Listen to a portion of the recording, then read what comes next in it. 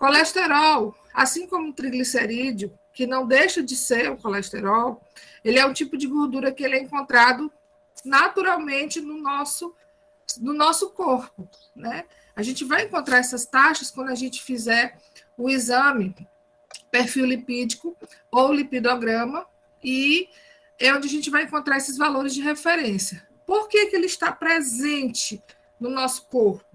Eu preciso realmente ter esses hormônios, eu preciso realmente ter essas taxas de colesterol? Sim, porque elas não fazem só mal, elas têm a sua importância, elas têm as suas funções do nosso corpo.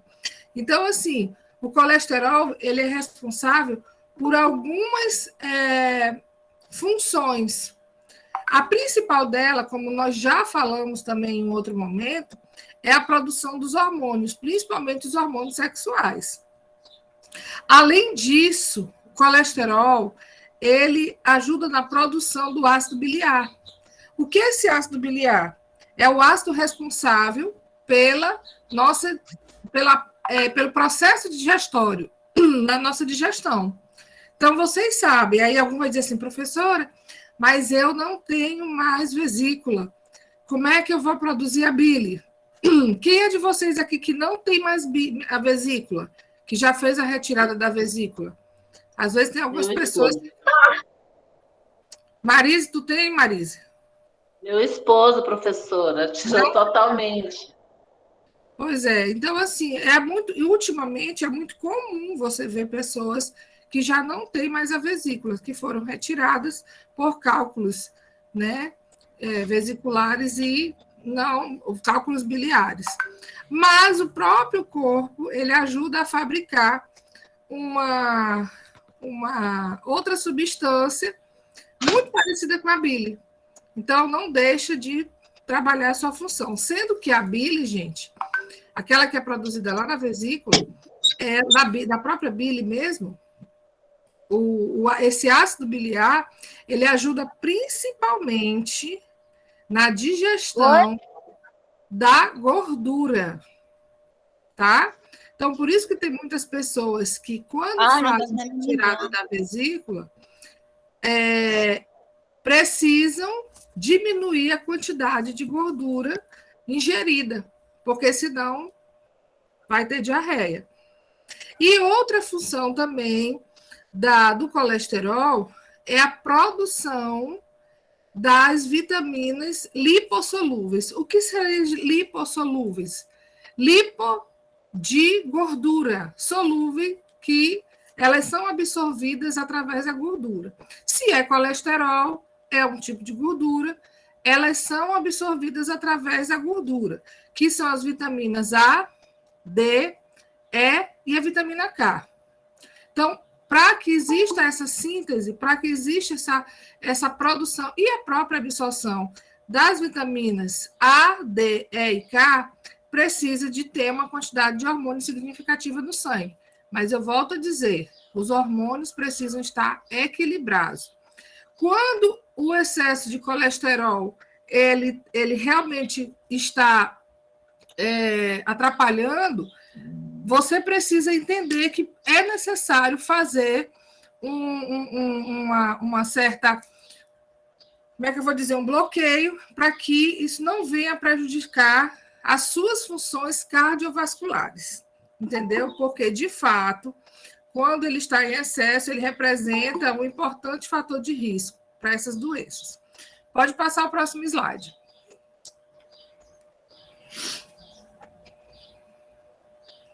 Deixa eu só ver quem vai passar o slide para mim. Pronto. E aí, para que vocês possam ainda estar lembrando,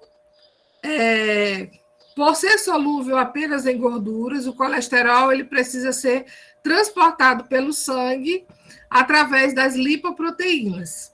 Né? Essas lipoproteínas, de novo, lipo de gordura, proteínas, vocês já sabem, que são moléculas repletas de lipídios, ou seja, de gorduras e também de proteínas. Quais são elas? O VLDL, que é uma molécula, ela é rica em triglicerídeo, a gente já conversou com ela semana passada. Eu lembro que até Deixa eu ver se eu lembro o nome dela. Que ela até perguntou para mim assim, professora, mas não tem um valor de referência. Mas temos, a gente até tem.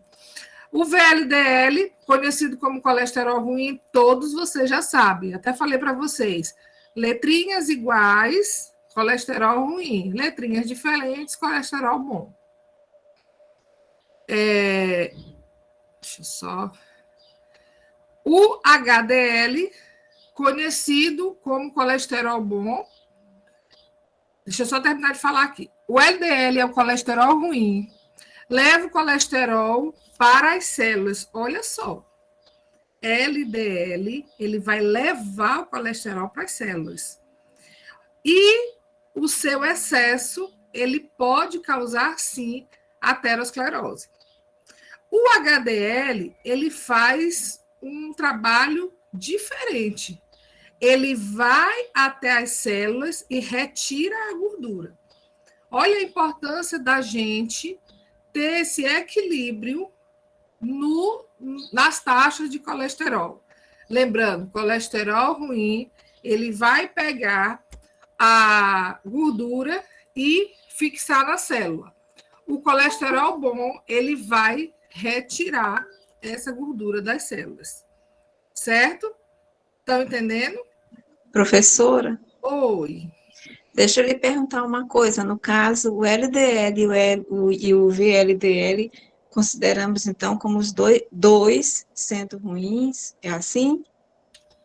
Sim, sim. Na verdade, a O gente tem um VL terceiro, que é o triglicerídeo, né?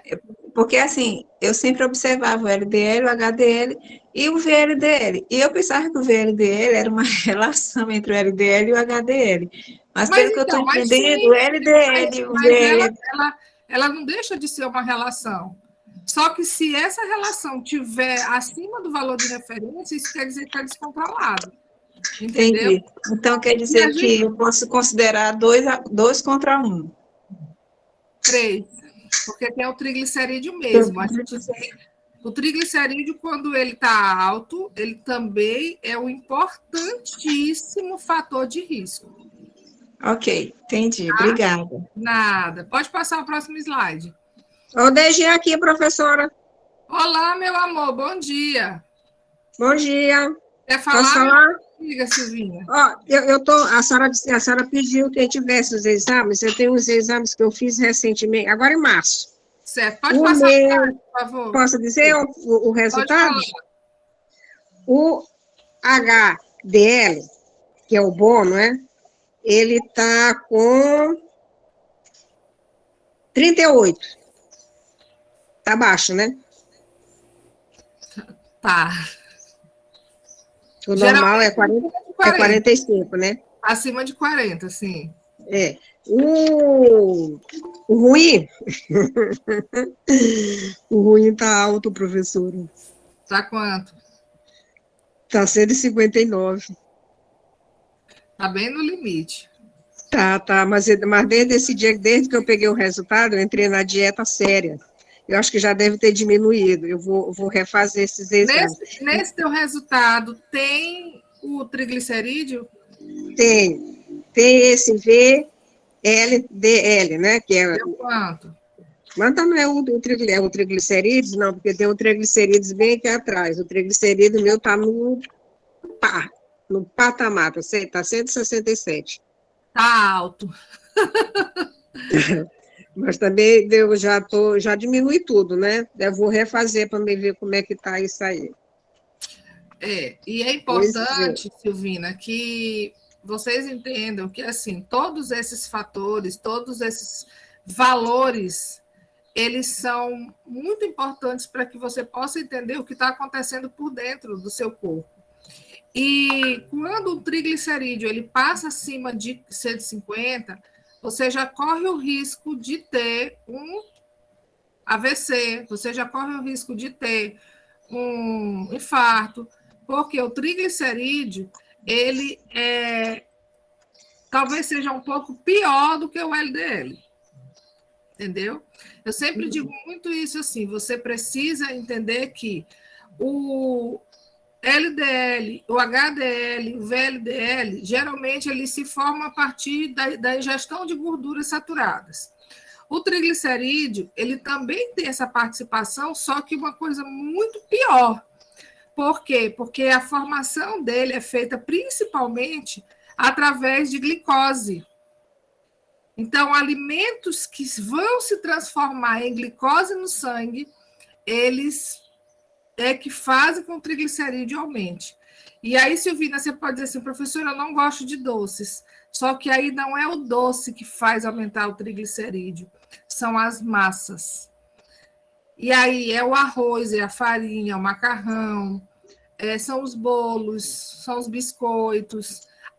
Eu não vou te dizer que as frutas ela tem uma mínima contribuição nisso, mas qualquer tipo de massa, ela vem se transformar em gordura, em glicose no sangue, e essa glicose vai se transformar em gordura e se transforma em triglicerídeo.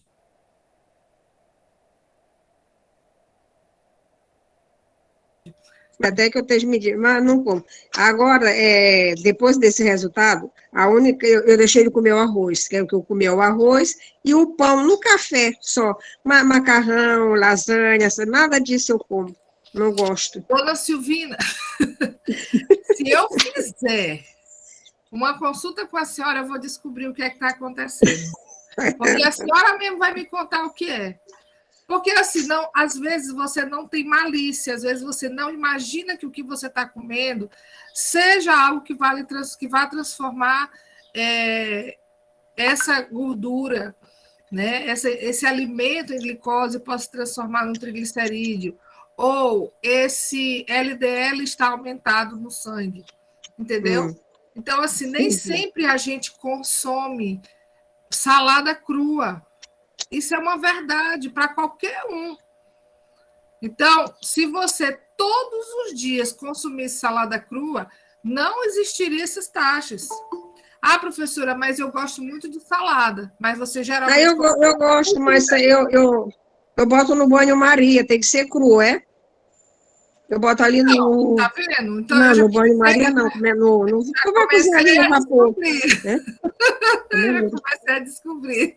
Ali no vaporzinho. Alimentos cozidos, independente onde ele for, e não é só isso que a senhora come, não é só isso, a senhora come outras coisas, e a gente está falando, eu não estou falando só em almoço, eu estou falando num dia inteiro de ingestão de alimentos, e que isso pode vir a estar refletindo. Por isso que eu falo assim, se a senhora quiser conversar comigo mais tarde, a senhora me chama no privado, porque aí eu vou ouvir a sua história alimentar, e aí a gente pode tentar montar um plano, ou então a gente pode tentar... Eu não gosto de fazer dieta para ninguém, eu gosto de orientar como é que a pessoa deve se alimentar. E aí apontar onde é que pode estar acontecendo o erro, tá? Porque, assim, vocês precisam saber o que vocês devem comer. Eu acho que fica muito maçante, muito, como é que eu vou dizer, chato, monótono, você fazer uma dieta. Café da manhã, vai comer isso. Almoço, vai comer isso. Não, vocês realmente precisam saber o que é saudável e o que não é saudável, e vocês fazerem a escolha. Para que na hora que vocês estejam, por exemplo, numa feira, né? Ah, será que eu posso comer isso? Será que eu posso comer aquilo? Esses dias teve um colega nosso, mesmo de família, que ele fez uma cirurgia pequena e alguém disse para ele que ele não podia comer macaxeira. E eu fiquei abismada. Porque, assim, eu já ouvi falar em muita coisa que fazia mal, que não fazem. Tem gente que diz que quando faz cirurgia não pode comer melancia, tem gente que diz que não pode comer manga, tem gente que diz que não pode comer abacate, mas macaxeira, eu nunca ouvi na minha vida falar que macaxeira faria mal para alguma pessoa. E eu ouvi alguém dizer assim, olha, eu não posso comer porque faz mal. E a gente vai ainda trabalhar os mitos e verdades sobre alimentação.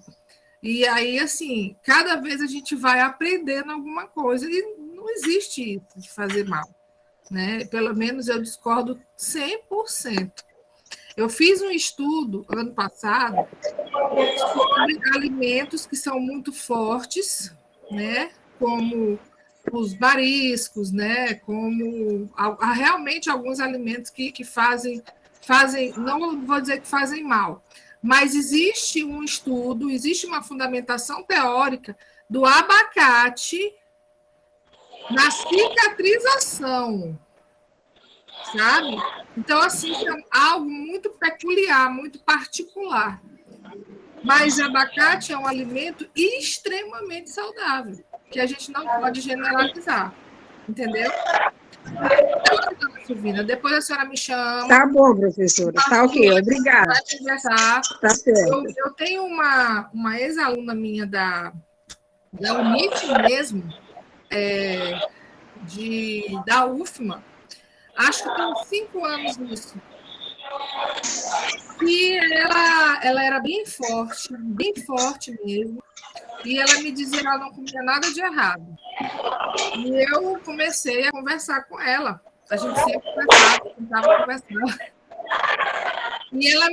E assim, sem ela saber que estava fazendo errado, ela soldou para mim que ela consumia por dia um pacote de leite. Nossa. Mas é aquela história que eu digo, você vai imaginar que faz mal? Né?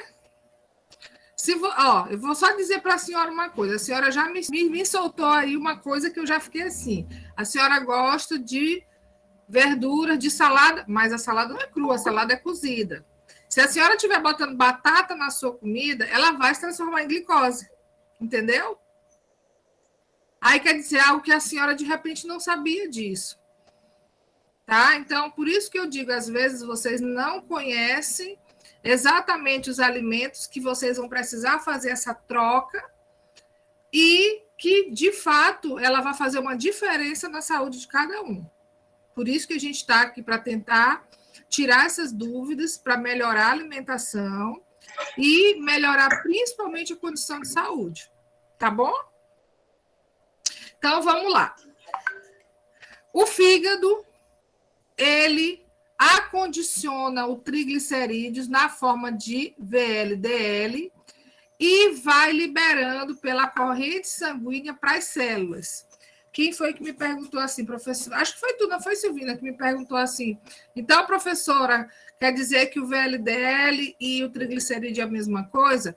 Não necessariamente, mas o VLDL, ele é sim uma molécula de triglicerídeo.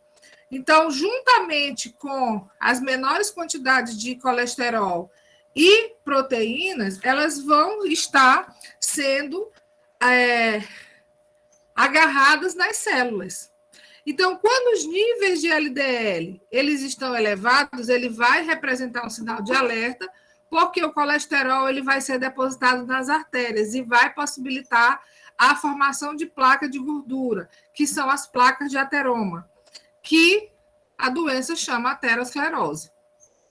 A longo prazo, essas placas elas podem obstruir o fluxo sanguíneo na artéria, acometida pelas placas de gordura, originando, como consequência, as doenças cardiovasculares.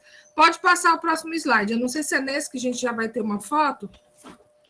Pronto, aqui. Vocês estão observando uma artéria normal, né? Aqui está do lado da esquerda. É uma artéria totalmente normal, sem nenhuma formação de placa de ateroma, sem nenhum acúmulo de gordura. E no lado da direita, a gente vê uma placa, né, uma artéria, já ficando estreita, né? A passagem onde vai o fluxo sanguíneo precisa passar, ela já está se fechando. Pode passar o próximo slide, que aí a gente vai observar no próximo slide. Olha só, vocês estão observando como aqui o vermelhinho é o fluxo sanguíneo, essa parte que está mais escura, né, que é tipo um cremezinho, é a gordura, e olha como ela fica estreitando a passagem do fluxo sanguíneo. Quando você está numa situação em que a quantidade de gordura na corrente sanguínea, na artéria, ela vai se estreitando pelo acúmulo de gordura, isso piora. E aí algum de vocês podem chegar e me perguntar assim, professora, a gente vê alguns pontos na artéria que essa gordura ela está mais espalhada do que outras, né? Mas só que quando a gordura passando na corrente sanguínea, ela encontra com outro acúmulo de gordura, ela vai se unindo. Eu não tenho, estou sem um trocado aqui hoje. Bora desligar o áudio, pronto. Seu Souza não tem trocado. A gente ouviu. Não, seu Souza. O seu, não dê dinheiro para ninguém, não. Pronto. Então, vocês entenderam? Quando existe essa quantidade, esse acúmulo de gordura na corrente sanguínea, isso vai fazer com que o sangue ele seja impedido de fazer a circulação e chegar até o coração. E dependendo onde essa artéria esteja alojada, a gente precisa de irrigação de sangue no nosso cérebro. Quando existe alguma obstrução arterial causada pela gordura e impeça esse sangue de chegar até os nossos neurônios, até a nossa cabeça, faz com que aconteça o quê? AVC. Então, a maioria dos acidentes vasculares cerebrais são causadas por obstrução de artéria. Entenderam a importância de quando você recebe um resultado de um exame e você cuidar para que ele não piore a situação, porque, gente, o resultado do exame, ele não vai mostrar onde está a artéria obstruída. Ele só vai dizer que existe acúmulo de gordura na sua corrente sanguínea e está na sua artéria. Se a gente soubesse aonde está essa artéria, seria maravilhoso. E sabem qual é o exame que é feito para descobrir? Cateterismo. Cateterismo, é verdade. Cateterismo. Cateterismo é um exame, eu acho, altamente invasivo. Eu já fiz, professora. E é chato, né? Professora, deixa eu falar. Diga. Eu fiz o exame da esteira, aí deu alguma coisa no exame da esteira. E aí, meu médico passou uma cintilografia para mim. Aí eu fiz essa cintilografia, depois ele passou o cateterismo, aí eu fiz esse cateterismo, aí deu coisa pouca, mas deu. E agora, ele tornou passar o exame da esteira, eu fiz de novo, aumentou um pouquinho. Aí ele passou outra cintilografia para ver. Aí eu até marquei a cintilografia, vou fazer dia 21. Mas a senhora não chegou a fazer angioplastia, não, né? Não. Aí eu tomo o Somalgin Cardio, que ele passou. Sim.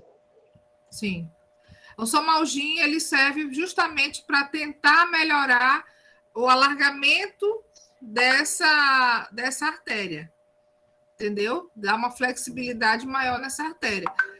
E também, claro, para diminuir um pouco esse acúmulo de gordura. Mas aí é o que eu digo para vocês, gente, a gente precisa cuidar, né? A gente precisa cuidar da nossa alimentação.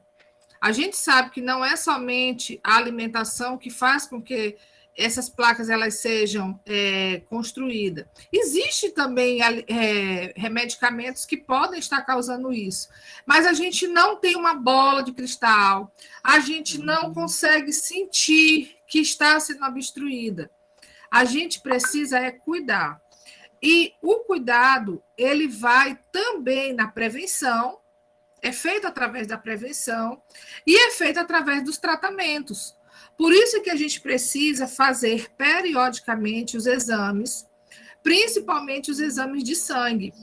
A nossa amiga Francineide, através de uma cintilografia, foi identificado que existia e do cateterismo. Primeiro foi a cintilografia, onde identificou o local onde estava a artéria obstruída, feito o cateterismo para identificar exatamente o ponto.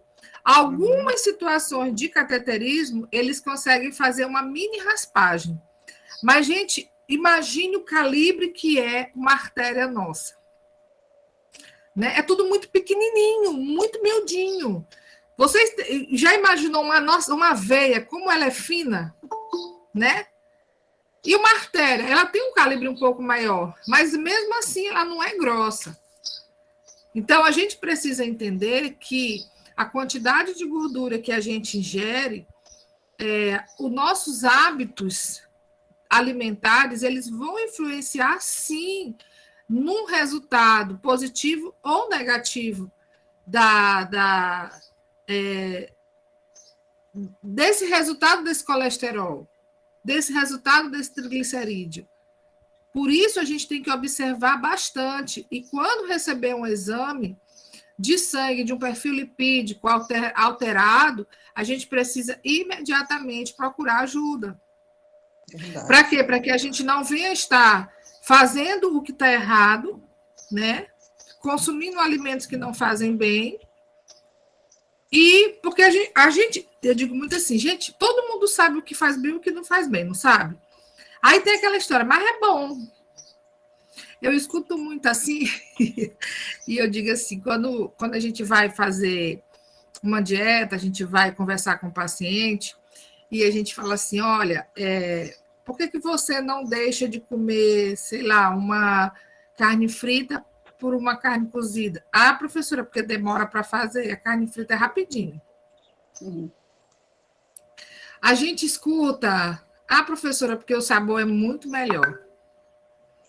A gente escuta que suja menos.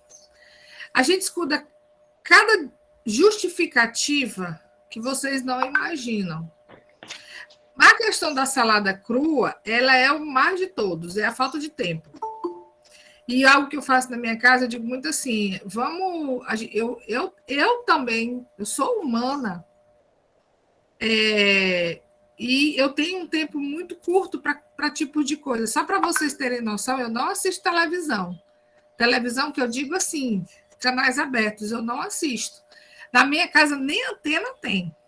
Na minha casa a gente tem televisão, é para assistir um filme, para ver alguma coisa, mas para jornal nada disso. Eu sei das coisas que acontecem, porque no meu Instagram e nas minhas redes sociais eu tenho algum jornal ou outro que vai me atualizando e algumas pessoas que vão me falando, né, do que tem acontecido. Eu tento buscar informações, mas não porque eu não gosto, eu gosto. Tem gente que assiste essa novela Pantanal e eu fico ouvindo no meu serviço, né, e dizendo assim, porque fulano de tal são os personagens, e eu fico voando, porque eu não sei quem é quem na história. Novelas, assuntos, e a gente também vê muita tragédia. Mas eu não tenho tempo de assistir televisão. Pela manhã, eu trabalho, pela tarde, eu trabalho, saio do meu serviço em média 7h30 para 8 horas. Quando eu chego em casa, já é para arrumar alguma coisa para jantar e já organizar o dia seguinte. E aí, quando termino, por volta de umas 10 horas, eu quero me deitar. E aí é a hora que eu pego o celular para me ver notícias, às vezes responder mensagens, enfim. Mas a gente tenta fazer, sim, uma alimentação saudável. E isso, quando eu comecei a falar isso aqui para vocês, para falar sobre a questão da salada, tirar um dia na semana. E aí você compra uma quantidade razoável de alface, de tomate. Eu não uso tomate maduro, eu uso aquele tomate que ele está amadurecendo, aquele meio alaranjado. pepino, acelga, repolho, e aí eu faço a salada. Então, eu tenho uma vasilha meio grande assim, e aí eu coloco, depois que eu faço toda a higienização, lavagem, tudo, tiro todos os dias, eu como uma salada. Por quê? Porque eu tirei um dia para me fazer a salada e deixo na geladeira. Gente, ela não estraga. Você não vai atemperar essa salada, para quem gosta de salada temperada. Porque se você coloca tempero, geralmente tempero tem sal, ela vai murchar mais cedo, ela vai ressecar. Então, você deixa a salada natural e vai consumindo diariamente. E, de preferência, que você comece a comer pela salada, tá? Isso não é regra. Por que eu digo a questão de você começar a comer pela salada? Por quê? Porque a salada, a crocância dos alimentos, porque, querendo ou não, gente, tomate tem crocância, a própria alface tem crocância, a selga tem crocância, o repolho tem crocância, o pepino tem crocância. Então, quando você come alimentos crocantes, ele ativa o nosso hipotálamo, que é como é que eu vou dizer? Ele é uma glândula, né, que vai receber as informações de fome e também libera informações de fome. Quanto mais você vai consumir na salada, mais ele vai mandando informações para o seu estômago de que você está saciado. Entenderam? E aí, quando você vai já comer a sua comida normal, o seu arroz, o seu feijão, a sua carne, você já não vai estar com aquela fome toda. Porque o correto de fazer uma dieta, o correto de fazer um plano alimentar, é você comer em pequenas porções mais vezes. E isso pode ser que Dona Silvina não esteja fazendo correto. Talvez, Dona Silvina, a senhora esteja comendo pouco. Sério. Eu não como muito, não, professor. Pronto. A senhora não come muitas vezes. Assim, aí, às vezes, a gente ouve falar assim: eu sou gordo, mas eu só como 2 vezes no dia. Eu sou gordo porque eu só como 3 vezes por dia. Tá aí o erro. A gente precisa deixar o nosso metabolismo ativado o dia inteiro. E não só de noite. Porque de noite é a hora que você vai dormir, de noite é a hora que você vai deitar, você vai descansar e o seu corpo vai estar no estado que a gente chama de estado basal, um estado parado, lento. Então, quando é de dia, a gente deve consumir mais do que o da noite. Mas é muito difícil acontecer isso. A gente precisa primeiro fazer um trabalho mental de que a alimentação ela precisa ser maior de dia. E eu falo muito assim, comer feito um rei ou uma rainha de manhã, como um príncipe de tarde e como um plebeu à noite. Ou seja, de manhã bastante, quando for na parte da tarde você diminui consideravelmente e à noite o mínimo possível. Porque a gente come para ter energia. E para que você quer ter energia para dormir? Para ter pesadelo?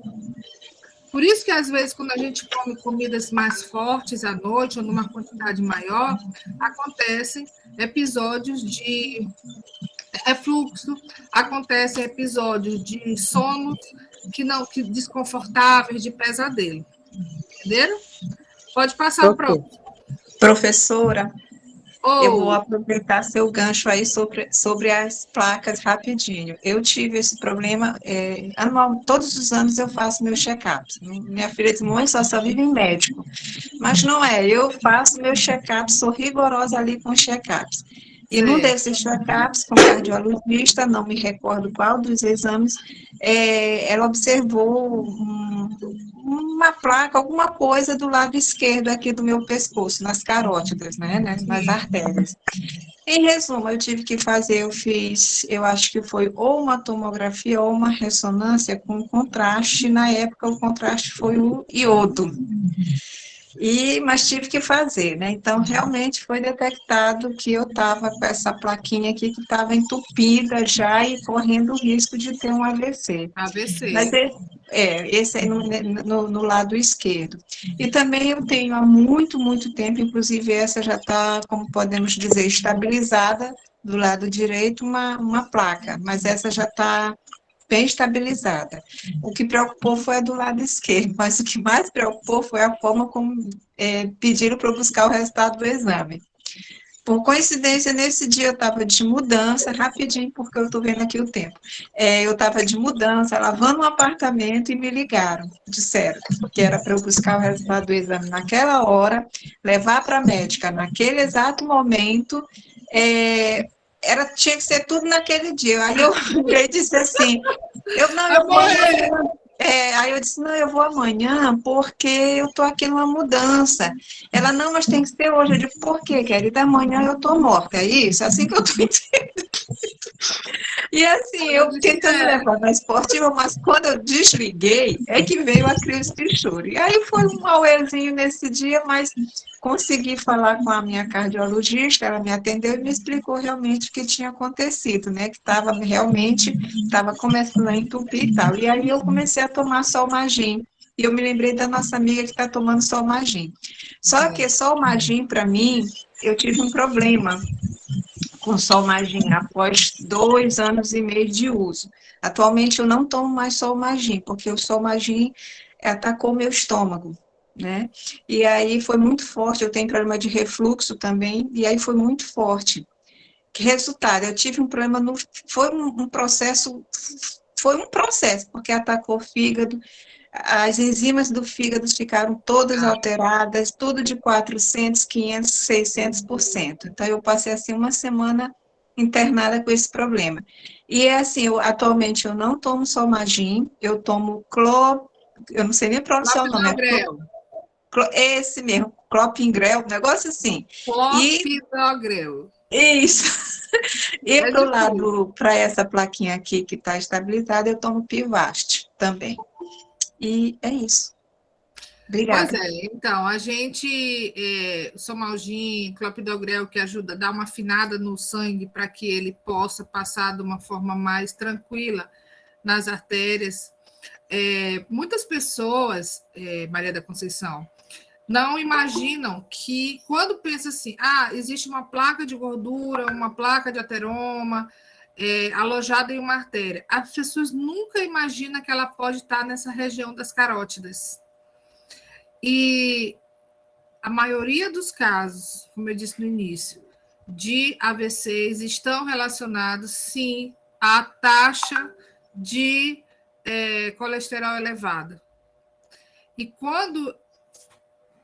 Eu lembro que a minha mãe, ela fez uma vez e também deu uma taxa alta, há bastante tempo, antes da minha mãe fazer o primeiro infarto. Minha mãe já fez 3 infartos. Minha mãe tem 3 stents, já precisou mesmo, já chegou, entrou. Minha mãe é toda assim, meio complicada. Minha mãe, inclusive, tem um marca-passo que implantou esse ano já, mas ela já era uma paciente cardíaca desde o nascimento, então só foi com a idade piorando mais, né? Graças a Deus, Deus tem abençoado a vida dela e a nossa vida com situações de que a gente consiga mantê-la ainda perto da gente. Mas é preciso fazer esses exames, é preciso fazer as investigações. E vocês que já estão na terceira idade, vocês precisam cobrar isso do cardiologista de vocês. Exames mais específicos, exames que façam uma investigação mais profunda, né? Às vezes não é somente estar com um colesterol aparentemente razoável, que... Espera aí só um instante. Meu Deus.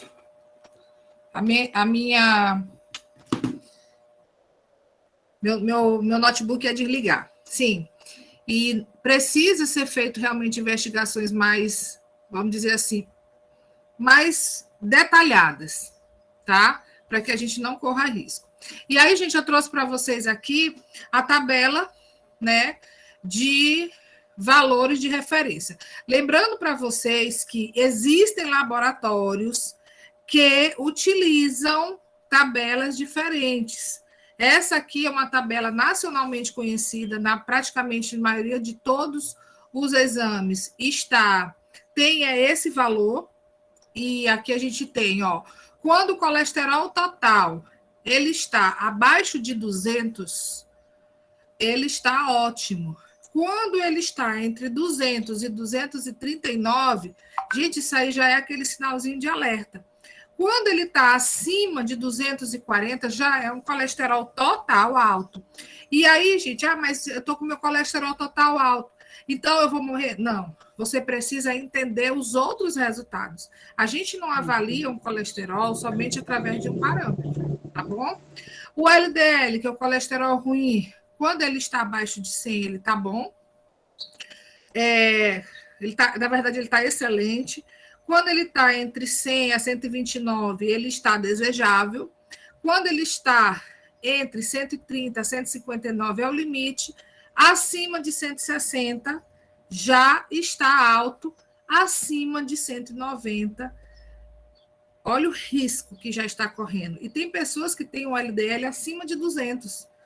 E é um risco altíssimo de produção de placa de ateroma. O LDL, a gente sabe que precisa estar acima de 40, né? E acima de 60, ele já é um colesterol bom. Você vê a carinha aqui?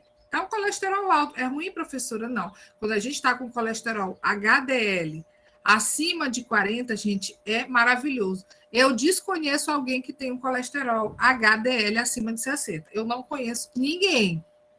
Sinceramente, eu não conheço ninguém. Eu já chegou a ter vezes do meu colesterol HDL estar em 28. Eu quase desespero. Porque a gente tenta manter uma alimentação saudável e nem sempre a gente consegue ter um resultado tão positivo. Mas, em contrapartida, o meu LDL não estava alto. Entendeu? Ele não estava alto. Ele estava bom, mas o meu HDL estava baixo. Entenderam? E aí, aqui, eu acho o mais perigoso de todos, que é o triglicerídeo, quando ele precisa ser controlado e estar... Gente, eu gosto de dizer, mantenha o seu triglicerídeo até 150. Não deixe esse triglicerídeo, por mais que a gente tenha um valor de referência de 150 até 200, é limítrofe, mas ele é colesterol arriscado, tá bom? Pode passar o próximo slide. Que a gente tem agora umas outras informações. Aqui são alguns estudos que a gente procurou para trazer para vocês, que, segundo a Sociedade Brasileira de Cardiologia, cerca de 20% da população com mais de 40 anos, somos nós, né? Apresentam taxas elevadas no sangue. Contudo, muita gente vai ignorando a gravidade desse problema, mesmo tendo o resultado do exame, que mostra que esse valor está alterado, mas não dá muita importância. Geralmente, quando o colesterol está alto, gente, não tem sintomas. Quando a gente já vai ter um sintoma de tontura, de calafrio, né, de desmaios, é porque já está alto demais. Então, é preciso, sim, fazer essas rotinas de acompanhamento. E nem sempre o biotipo da pessoa ele vai mostrar a realidade. Porque eu conheço, e eu vou dizer para vocês, a maioria das pessoas que são magras tem taxas de colesterol elevadas. Porque muitas das vezes, por conta do biotipo físico, que é magro, que não tem gordura aparente, que não tem sobrepeso, exagera na alimentação. E muitas das vezes nem vai fazer investigação. E aí aparece com um problema de saúde. Pode passar o próximo slide. Gente, eu acho tão rápida a nossa aula. Nossa. Aqui a gente já tem um outro estudo falando que a Sociedade Brasileira de Endocrinologia e Metabologia alerta que a gordura saturada não pode ultrapassar 10% do total das gorduras, das calorias ingeridas. E aí, vocês sabem como conferir isso? Isso é coisa que o nutricionista confere, né? Não, vocês também podem conferir, sim. Vocês terem atenção aos rótulos dos alimentos que vocês compram. Lá no rótulo de qualquer alimento que vocês compram, todo alimento que vocês compram industrializado, ele vem uma tabela nutricional. Vê lá, informações nutricionais. E aí, lá vocês vão ver gorduras totais e tal, gorduras saturadas. Aí ele vai mostrando, e aí para vocês entenderem, inclusive eu vou trazer para vocês, eu vou ver se eu consigo montar para vocês uma forma da gente fazer a leitura da tabela nutricional, mas isso, gente, vocês conseguem, eu não sei se vocês que estão em casa conseguem pegar, por exemplo, uma margarina, um pacote de qualquer coisa, e aí, pronto, a colega tem uma de manteiga, né? Lá atrás, ela vai dizer gorduras totais. Eu olho o rótulo antes de comprar as coisas, viu? Sim, é bom ver os rótulos. E aí lá você vai ver gorduras totais. Tem nesse rótulo gorduras saturadas, Leila? Não. Ela só vem gorduras totais aí? Tem gordura saturada, 5,5. Tá, mas Tem aí amor. lá em cima, ela vem te dizendo 0,5 e qual é a quantidade? Qual é a referência? Lá em cima, no início, é uma colher de sopa. Diz assim, quantidade por porção, né? Qual é a porção? Aí, a porção diz assim, ó. A minha valor tem 10 energético, gramas, uma colher de sopa. Pois é, valor geralmente... energético. mas lá em cima ele vem falando qual é a porção.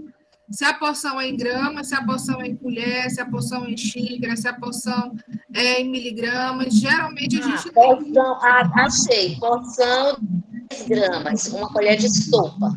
Pronto. Aí olha só como você vai observar. Leila, Silvina, que também encontraram.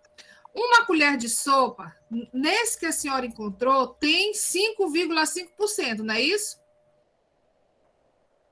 A Silvina achou o quê? Qual é a quantidade, Silvina? De gordura saturada. Está desligado, Silvina. Tem 5,7. 5,7. O meu, Em professor, uma colher. De sopa. O meu é 4,2 gramas. De gordura saturada. Em uma colher de sopa. Isso. Beleza. Uma colher de sopa são 10 gramas. Sim, mas aí lá ele diz, em uma porção de uma colher de sopa, ele tem 5,7 de gordura saturada, certo? Não é assim? Cada um com seus valores. Aí você vai ver o seguinte, se a orientação da Sociedade Brasileira de Endocrinologia é até 10, se você comer qualquer alimento que tiver que botar mais do que uma colher, se você botar 2 colheres, você já chegou nos 10. E aí você está dizendo, beleza, mas eu estou olhando só esse alimento. E os outros alimentos que você está comendo? Você está observando a quantidade de gordura saturada. Por isso é que a gente fala o seguinte, a gente precisa muito conhecer, ter atenção nos valores que a gente tem de referência dos próprios alimentos para que você não ultrapasse o limite máximo indicado para cada pessoa. Entenderam? Então, assim, imagina, eu vou fritar um ovo, eu vou usar uma colher de sopa dessa gordura aí, dessa manteiga ou dessa margarina. Só aí eu já usei 5 e pouco. Só lembrando que no ovo também tem gordura. E se eu colocar, que eu não sei o que é que você vai comer junto com esse ovo, já tem alguma outra porção de gordura saturada. Vocês estão conseguindo me entender? Que quando a gente vai juntando, passa de 10%, que é a orientação. E aí, o que eu digo? Quando a gente come alimentos que não tem gordura de jeito nenhum, a gente vai preservando nossa saúde, não é? Se você come alimentos crus, né, como as frutas, verduras, alguns legumes crus, você vai deixar de ingerir gordura saturada, porque não existe gordura. Existe? Não existe. Mas existe gordura saturada lá na nossa carne, independente seja lá qual for. E dependendo do preparo que você faça, mais ainda gordura vai ter. Quando você faz, em vez de fazer essa carne grelhada, você faz a carne frita, olha a imensidão de gordura saturada que você vai consumir. Entenderam? Quando a gente diz que a gente precisa melhorar a alimentação, colocando alimentos que sejam mais saudáveis, com menos gordura, é porque a gente tente não ultrapassar os 15%. A gente precisa de gordura, mas não de gordura saturada. A gente precisa consumir gordura poliinsaturada. Professor, então o que é que eu faço? Vamos trocar, vamos usar azeite de oliva. Se eu tenho margarina em casa, eu tenho manteiga na minha casa, para que é que você quer isso? Será que realmente eu preciso ter essa gordura na minha casa? Será que realmente, eu vou comer de manhã, eu vou passar manteiga no meu pão? Será que realmente você precisa passar manteiga no pão? Entendeu? Por que a gente está procurando fazer outro recheio? Oi. Professora, aqui no meu tem também gordura esse que a senhora falou, né? Poliinsaturado, né? Poliinsaturado. 1,2 gramas. Olha a quantidade perto da gordura saturada, né? É uma quantidade mínima. Entenderam?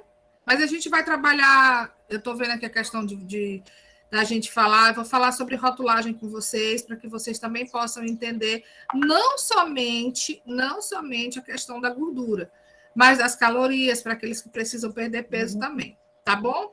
Então, atrelado a uma alimentação rica em carnes magras, que também vai ajudar a absorção dessa gordura saturada ser mínima, folhas e fibras, é imprescindível a realização de atividade física, porque na realização de atividade física, você ativa suas células adiposas, células de gordura, para que essa gordura também seja eliminada.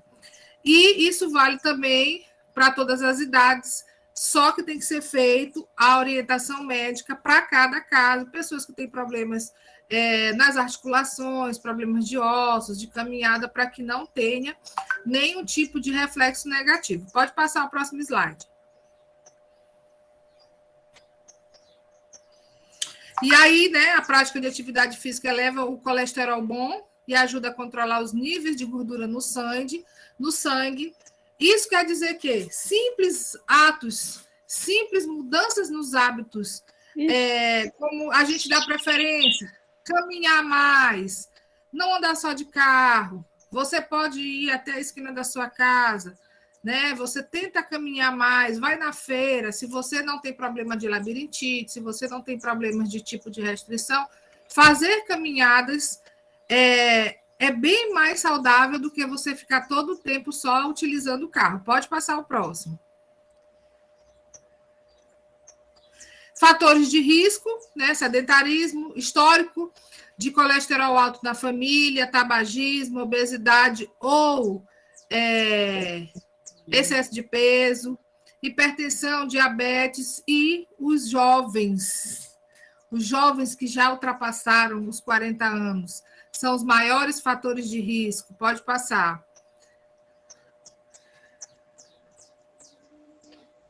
E aí, gente, para vocês ficar uma reflexão, a mudança de hábitos simples é o melhor caminho para a prevenção das doenças cardiovasculares.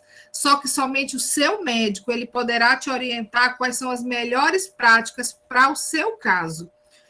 Não deixe de tomar a sua medicação.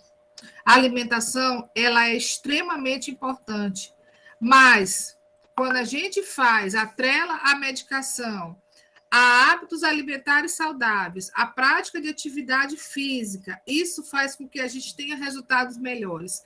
Mas mesmo que você, que apresentou há um mês atrás taxas de colesterol alterado, fez o tratamento medicamentoso, atrelado a uma atividade física e atrelado a uma alimentação saudável, esse mês já apresentou resultado positivo nos exames laboratoriais, não deixe de tomar a sua medicação.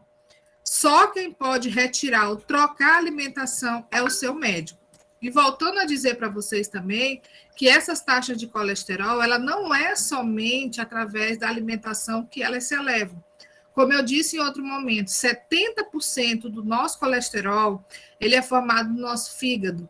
Então, existem várias outras situações que fazem com que o colesterol ele se eleve, ele desregule, o estresse do dia a dia, chateações, remédios. Então, só o médico ele pode te orientar o momento de você fazer a retirada desse remédio para um outro tipo de abordagem. Existem também alguns tipos de medicações fitoterápicas que você pode apresentar para o seu médico, principalmente para o seu endocrinologista e para o seu cardiologista, para que ele veja se ele pode unir junto à medicação ou você fazendo tratamento medicamentoso de farmácia com a medicação fitoterápica, com certeza vai ajudar você a melhorar, tá bom? Aqueles que precisarem conversar comigo, podem me chamar no privado. Aqueles que eu não responder agora de manhã, pode ter certeza que à tarde ou à noite eu já consigo e vai ser um prazer atendê-los vocês, tá? Professora, alguma... deixa essa aula gravada aí, professora. Vou botar agora. Tá bom. Tá bom? Vou botar agora. Wilma, eu vou acostumar o meu cérebro, a minha mente, a comer salada antes do almoço, porque eu gosto de comer a salada depois. Eu vou ver se eu acostumo o cérebro também para antes.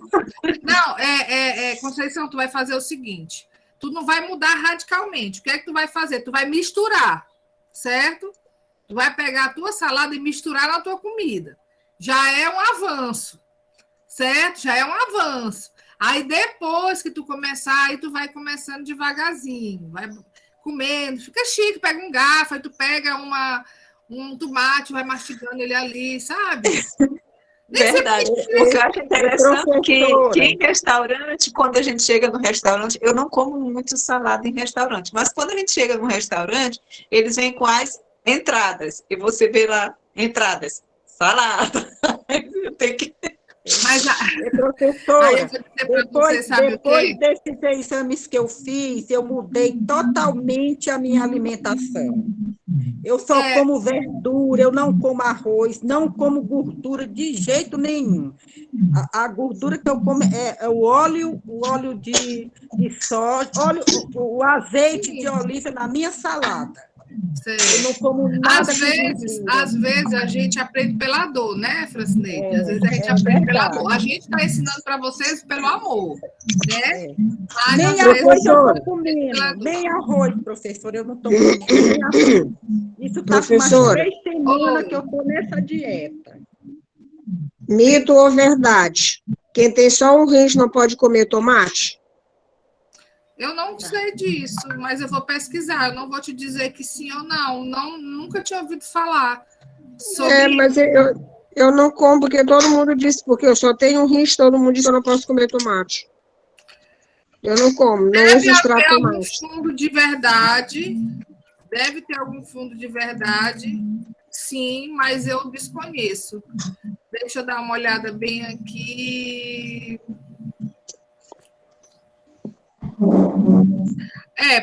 Assim, eu dei uma olhada bem rapidinho aqui.